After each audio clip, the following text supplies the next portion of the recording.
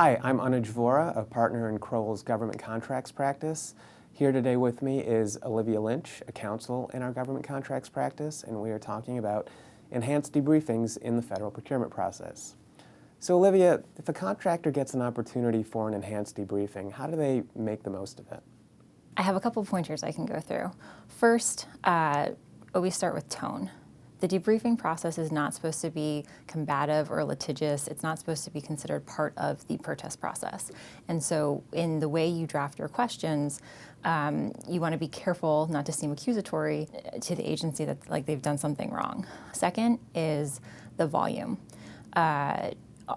Oftentimes, contractors may feel like they want to know everything they can about the evaluation of their proposal, but we would recommend really focusing in on the areas of the evaluation that you have real concerns about. We've found that it's just more likely that agencies will provide substantive answers if they're not faced with a list of 50 questions that they need to go through.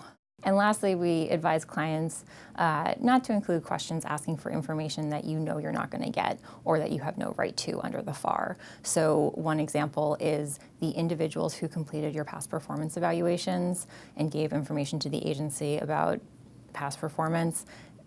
That information cannot be provided under the FAR. No need to include a question asking for that. Have you seen any sort of impact on the protest process as a result of the enhanced debriefings?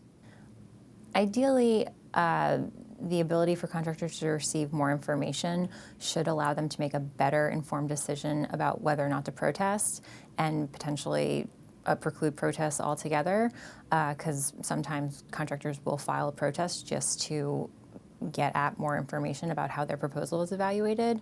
But what we're seeing is that there hasn't been a wholesale shift by the individuals who are actually engaging in debriefings on behalf of DoD to being willing to provide all the information that contractors are asking for when they make use of the ability to ask questions after receiving the initial written debriefing. But what it has meant is that because the DoD class deviation provides for up to 2 days for contractors to submit questions, and then the agency has up to 5 days to respond to them, it's actually providing more time to draft initial protests as that exchange of information is going on.